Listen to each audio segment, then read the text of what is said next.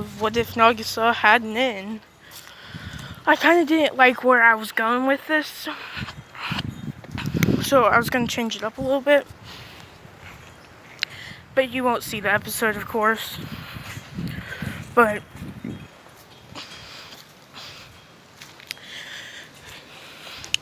he is part of the Zoldyck family. So that's how he's going to get Nin. But he's not just a regular Zoldyck, he's a Zoldyck with white hair. And if you guys didn't know, white hair symbolizes strength in the Zoldyck family. That means they're like one of the strongest Zoldicks. That's why only one of them, only Killua has it. That's why he has to be the head of the family, because of his white hair. And that also makes him stronger than the rest of them whenever they didn't have Nin and stuff. And I'm pretty sure the white hair also gives you electricity. I'm not completely sure because we only see electricity for the white hair Zoldicks, like his grandfather, his father, and Killua. So I'm only going to do 2 episodes of this, but if you guys want me to give him electricity, you can. But he still has the same mother, so how she gets the baby is because, you know, she's like insane pretty much. So, and the Zoldyck family likes crazy people, I guess, because look at his wife. But yeah, pretty much have a baby. It's him, where he gets born. I'm gonna say the father of the Zoldicks, or Killua's father, tells them about the actual family trait, saying that that white hair of his symbolize that he's one of the strongest Zoldicks. But she refused to take it. And just how they do Killua, how they say no matter what, he's gonna come to the assassin side. It's kind of what's gonna happen. So he just lets it go, I guess. I don't know, just because. And just because I need him to have Nin already, he's born with Nin, and that's why they really wanted him to become the head of the Zoldicks, because he was born with Nin and stuff. And if you think about it, if like your family constantly has Nin awakened every time they have a kid, eventually one of the kids would have Nin already activated when they're born. At least my theory is like natural selection. Theory of natural selection, pretty much. If you guys don't know, that is pretty much bad cells get like drowned out, pretty much, and all the good cells come over that. And because Nin is stronger than the regular Nin just pouring out, so they'll naturally get ability to keep Nin controlled. But yeah, he pretty much meets a dude that asks him how he knows Nin. But he doesn't know Nin. All he knows is that he can see aura around people, but he never said it and stuff like that.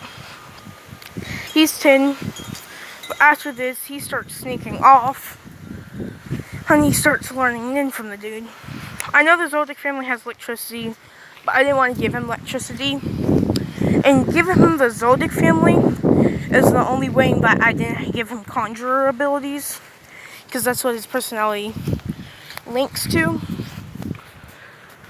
But this was the ability kind of stole by Night Eye, and there is actually an inability similar to it in Hunter x Hunter, because I rewatched it, and it was pretty much this girl can predict the future for somebody and tell them if somebody's about to assassinate them whenever something's going to happen.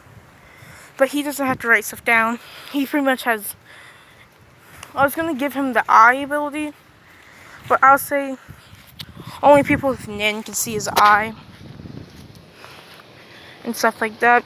And I'll just say it's a transmuter ability because it never stated it, I think. If it did, not in this what if. But yeah, so he just gets taught physical strength and all that, but he was already like unnaturally physically stronger than most kids without working out. Like I'm talking about, he can probably throw a boulder with one hand at 10 because he is a Zoldyck and he has right here. Yeah, he creates that nin ability and stuff. And yeah, he's faster, kind of like Hunter x Hunter, where even normal people without nin can move at like beyond beyond like athletes, because you see him go and jump on top of trees, and you see him like catch up to people that can literally have these long legs, shooting them across like 50 meters in 1 second, and you can catch up with them. And that's pretty much the same thing with him. So he can pretty much dash his way. I'd say he's like 100 miles per hour whenever he has nin on and everything, because nin automatically enhances your physical strength, but enhancers can push that even farther, pretty much is what the description of them are. So yeah, but that's not even close to Mach at all. It's just quite fast. Pretty much any other human, he doesn't even need a knife. You can literally just punch right into them, probably break their bones. So if I do make him an assassin, I won't even make him just punch people. And I will say that there's other people with nin, but they're more of us in the assassin. Instead of people like fighting for good, using their nin to fight assassins, I'll say almost all nin users are assassins and stuff like that. So yeah, so it's already given that he's gonna have some nin abilities if you're an assassin. But they get nin like later in life after they become like good assassins, and I'll say there's an organization that picks them up and gives them nin abilities. Of course, there is some like people that just sit around and don't do nothing. But yeah, so it's the first day they meet Kuro Sensei, or Octopus Dude, or just Sensei. I think they called him that first.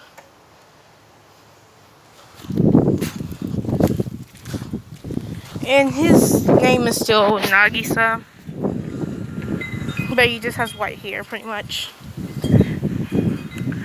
But this is when they get introduced to the knights and all that. After Nagisa is like talking about how we were given this chance to defeat them.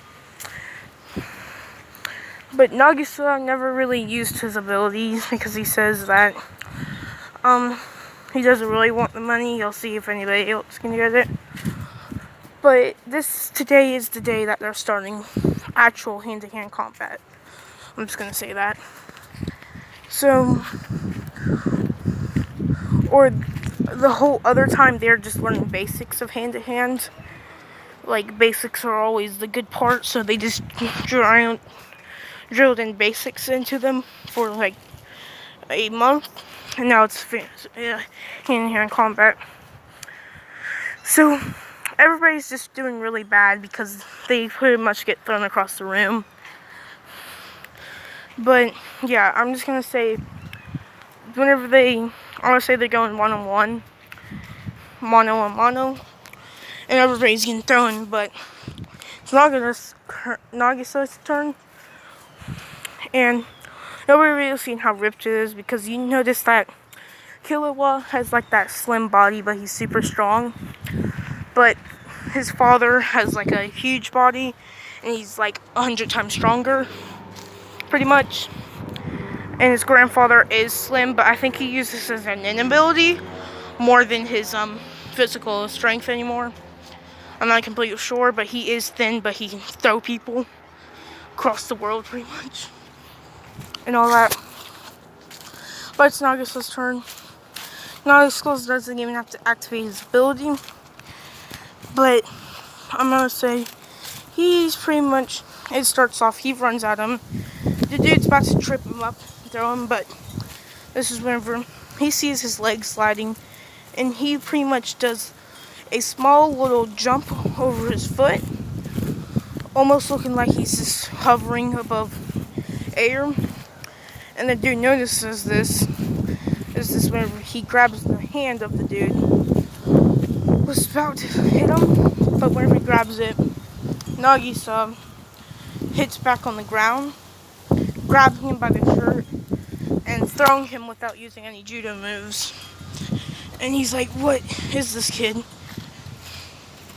And this is whenever he grabs the knife, or the fake knife, and slings his hand down, with him stabbing into the ground, or hitting him into the chest area.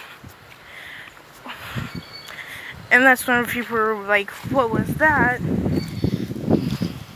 How did he do that in the first place?" And that's when we skipped them getting dressed back in normal clothes. And the boys are over where Nagisa's standing to say hi to him. Which what they see is a totally ripped body with scars on it, of course. Because he trained hard. I'll say fight sometimes. Nin monsters, I guess. Or the person, his trainer's ability was conjuration and manipulation, and he can make stone monsters, which I think is pretty cool. But yeah, he has. So of course he got hit a couple times whenever he was weaker. Whenever he didn't really know how to use his nin to punch people. Is there a dog fight? Oh my god. Come over here, puppies. I'll pet you. But yeah, pretty much he fights, and people see that, and they're like, they pretty much just walk away, telling the other guys to come over here. They peek around the corner, see Nagisa. Nagisa already knows that they're looking, but he doesn't care. He puts on his shirt, he turns around with a smile, and that creeps out people.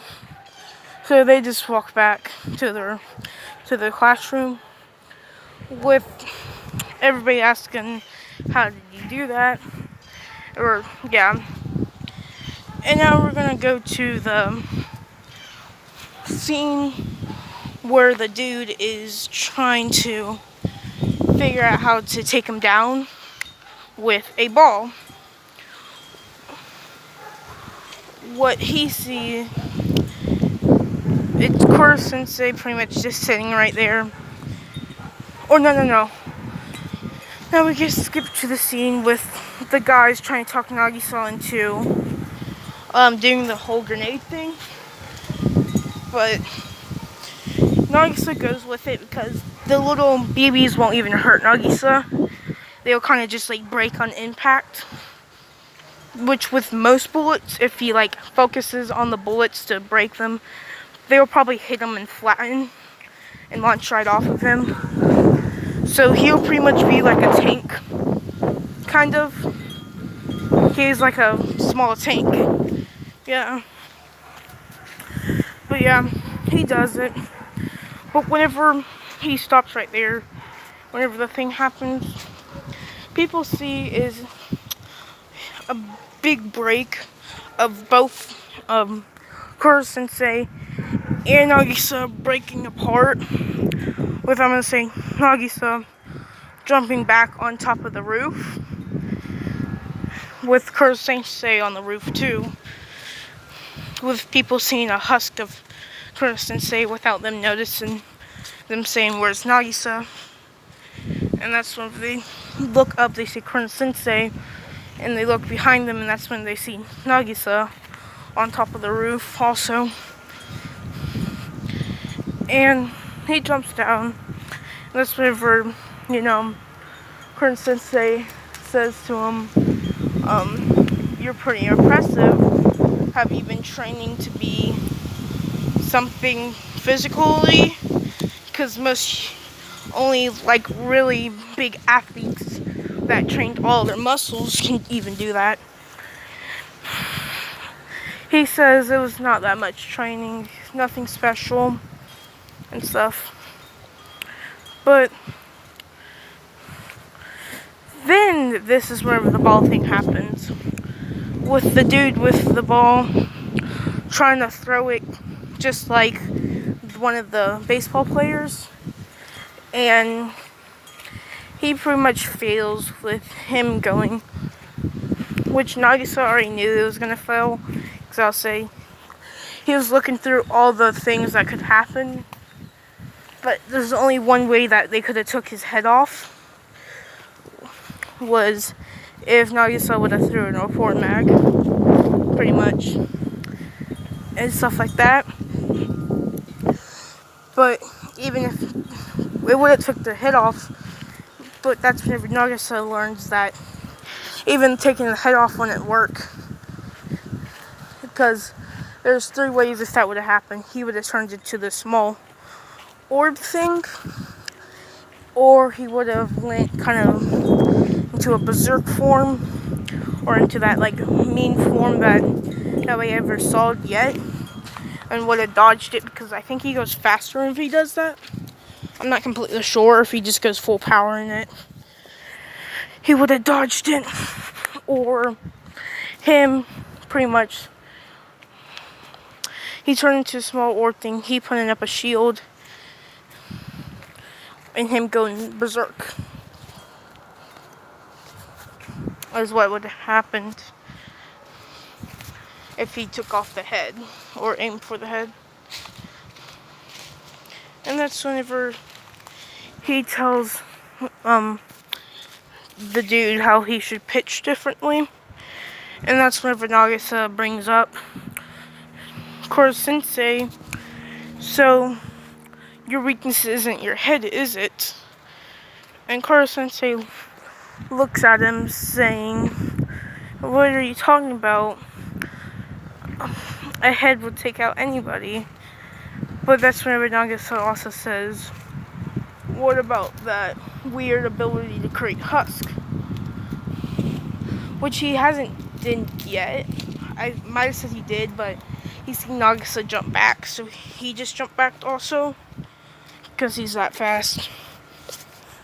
And that's whenever he also says that, what was that weird?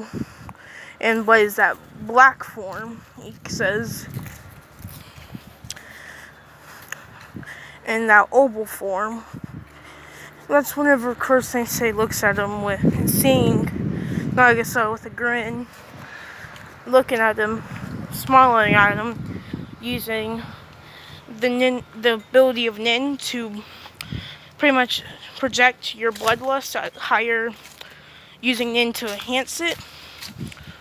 Which I'm gonna say, this was after the dude left that was pitching, after he's getting told that his wrist was more flexible. And what everybody feels is a huge bunch of bloodlust emanating from the forest, going straight to the gym teacher, turning around and feeling a wolf instead of a snake. Which is crazy, because that's how just like the difference between them is. Because why he was a snake is because he couldn't go for long battles, it was just one strike. But he can pretty much get, Nagisa can get hit a lot and still come back and like tear your throat out. But this is where I'm gonna end it. Goodbye.